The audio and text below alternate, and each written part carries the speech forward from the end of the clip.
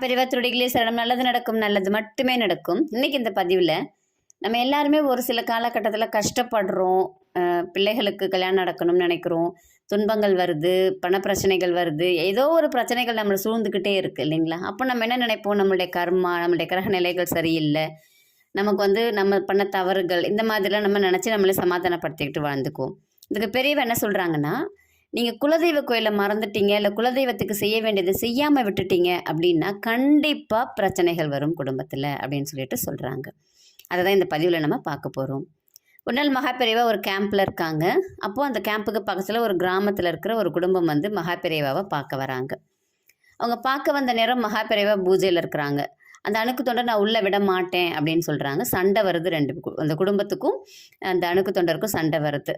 இல்லை நாங்கள் பார்த்துட்டு தான் போவோம் அப்படின்னு சொல்கிறாங்க. இல்லை நீங்கள் இப்போ போயிட்டு அப்புறமேலா வாங்க அப்படின்னு சொல்கிறார் அவர். உள்ளேருந்து கேட்டுக்கிட்டே இருந்த மகாபெரிவா ஏஞ்சி வெளில வந்து என்ன நடக்குதுங்க, என்ன பிரச்சனை அப்படின்னு சொல்லி கேட்குறாங்க. உடனே அந்த அணுக்கு தொண்டர் போய் சொல்கிறார் பெரியவா கிட்ட, பெரியவா அந்த ஒரு குடும்பம் வந்திருக்காங்க, உங்களை பார்த்தே ஆகணும்னு சொல்கிறாங்க, நீங்கள் பூஜையில் இருக்கிறீங்க, நீங்கள் அப்புறமேலா வந்து பாருங்கள் அப்படின்னு சொல்லி சொன்னேன் பெரியவா அப்படின்னு சொன்னோன்னே, இல்லை நீ அனுப்பு அவங்கள அப்படின்னுடுறாங்க.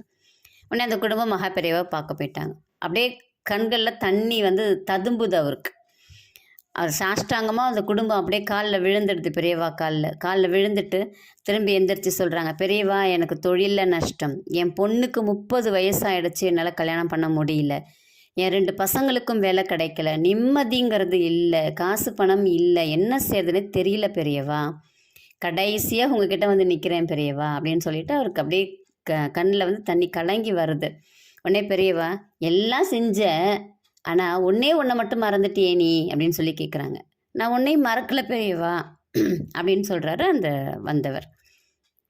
உன் குலதெய்வத்தையே மறந்துட்ட நீ, உன் குலம் தழைக்கணும், உன் குலம் நல்லா வளரணும், நல்ல ஒரு வளர்ச்சி கிடைக்கணும் அப்படின்னா நீ உன் குலதெய்வத்தெல்லாம் நீ ஞாபகம் வச்சுட்டு செஞ்சுருக்கணும். ஆனால் நீ உன் குலதெய்வத்தையே மறந்துட்டியே அப்படின்னு சொல்லிட்டு பெரியவா கேட்குறாங்க.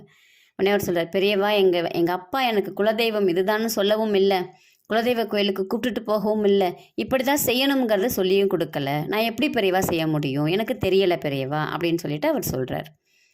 உடனே மகாபெரிவா சொல்கிறாங்க, நீ அதுக்காக கவலைப்படாத, உங்கள் வீட்டு பூஜை அறையில் வெள்ளிக்கிழமையாக ஒரு குத்து விளக்கு எடுத்து வச்சு குலதெய்வமாக நினச்சிக்கோ, குலதெய்வமாக நினச்சி அந்த குத்து விளக்கை ஏற்றி வை, ஒரு மஞ்சள் கலர் துணி எடுத்துக்கோ, அதில் ₹1 காயினை முடிஞ்சு அந்த குத்து விளக்கு கிட்ட வச்சுட்டு அவங்களையே நீ வந்து குலதெய்வமாக நினச்சி, எனக்கு குலதெய்வம் தெரியாது, என்னுடைய குலதெய்வம் எனக்கு தெரியணும் அப்படின்னு சொல்லிட்டு தினமும் பிரார்த்தனை 48 நாள் செய், கண்டிப்பாக அதுக்குள்ளார உன் குலதெய்வம் உனக்கு தெரிஞ்சிரும், யார் மூலமாவது தெரிஞ்சிரும் அப்படின்னு சொல்லிட்டு பெரியவா சொல்கிறாங்க. சொல்லிவிட்டு நீ இப்போ கிளம்பு, நீ குலதெய்வ கோயிலுக்கு போயிட்டு அதுக்கப்புறமேலாம் வந்து பாரு அப்படின்னு சொல்லி அனுப்பி விட்டுறாங்க.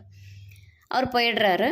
ஒரு 2 வருஷம் இருக்கும்னு வச்சுக்கோங்களேன். 2 வருஷம் கழித்து மடத்தில் மகா பெரியவாவை பார்க்க ஒரு குடும்பம் வருது. எப்படி வராங்கன்னு கேட்குறீங்க?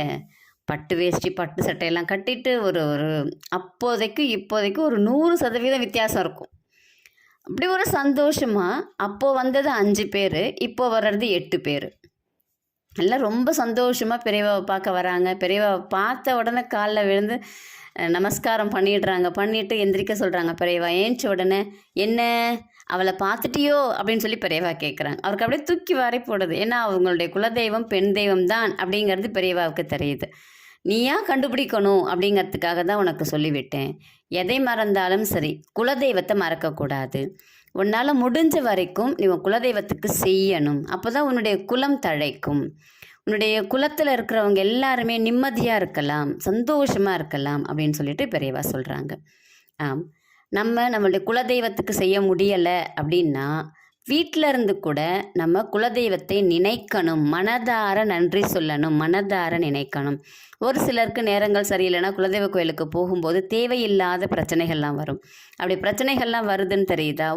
ஒரு காலகட்டத்துக்கு நீங்கள் குலதெய்வ கோயிலுக்கு போகாமல் ஆனால் வீட்டிலையே குலதெய்வ பூஜையை செய்யுங்க, குலதெய்வத்தை நினச்சி அன்னதானம் பண்ணுங்கள், கண்டிப்பாக உங்களுக்கு இருக்கக்கூடிய பிரச்சனைகள் தானாக விலகும்.